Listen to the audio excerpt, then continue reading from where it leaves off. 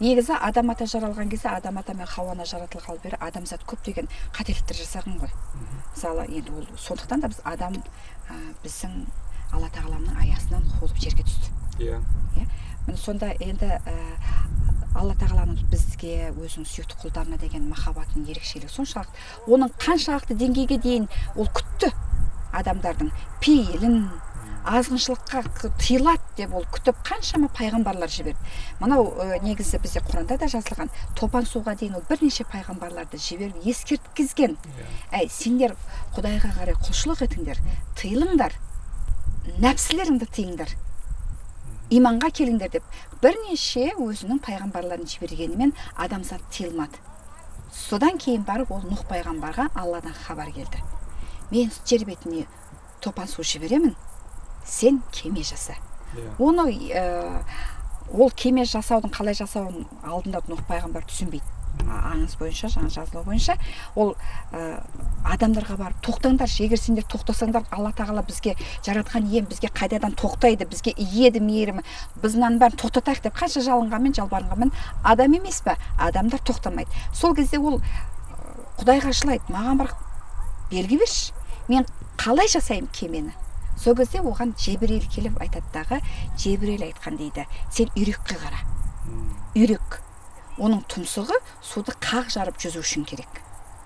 Құйрығы сенің бағыт бағдарыңды ауытқытпау үшін керек. Және мына үйрек суға батпайды ғой. Үйректің бауыры майлы. Сен де кеменің астын майла. Сол кезде аяқтары шірімейді деп айтқан екен.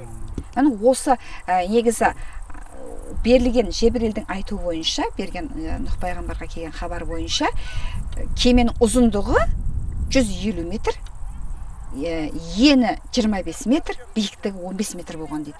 Осы кеменің осы Құранда, Інжілде, Тәуратта айтылған өлшем бойынша голландық бір үлкен алпауыт дәл осы өлшем бойынша кеме жасапты саяхатшылар үшін.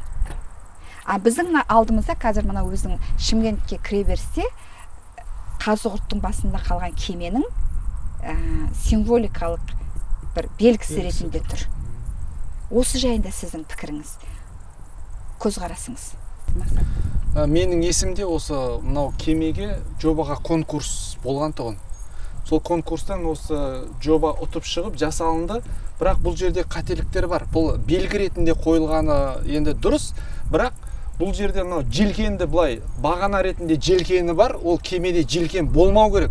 Өйткені жерді топан су басқан кезде Нұх пайғамбардың кемесі, ол желкен оған қажеті болмаған ешқандай. Өйткені ол желкен не үшін керек? Ол бағыт бағдар бір жерге бару үшін керек та. Ал ол жерде бүкіл әлемді су басып кеткен кезде оған желкен керек емес болған. Иә, ол үйректің бауыры сияқты астын майлап, кәдімгідей былай сандық, төңкерілген сандық сияқты болғанда, жан-жануарлардан, құстардан бір-бір пардан алған ғой. Жылан, бақашаян бәрін алған ғой енді.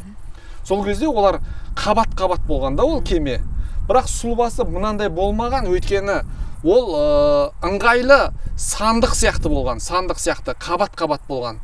Оны бір шетелдің киноларында дұрыс көрсетілген, ол сондай жоба ретінде соғып атқаны, жүзіп келе жатқан толқындағы аударылып кетпес үшін жаңағы бауыры, жаңағы Жебірейіл періште Нұх пайғамбарға айтқандағыдай, бауыры үйректің бауыры сияқты жалпақтау келген, мынау толқынды жарып жүретін жақтары сүйірлеу болып келген, толқынды жаруға керек.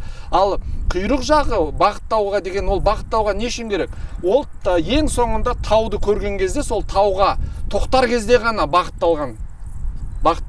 Ал басқа жағынан оған қажет болмаған, ол тек сандық сияқты, былайша айтқанда бесік сияқты болған. Бесік сияқты, сандық сияқты үлкен кеме болған. Ағаштан жасалған.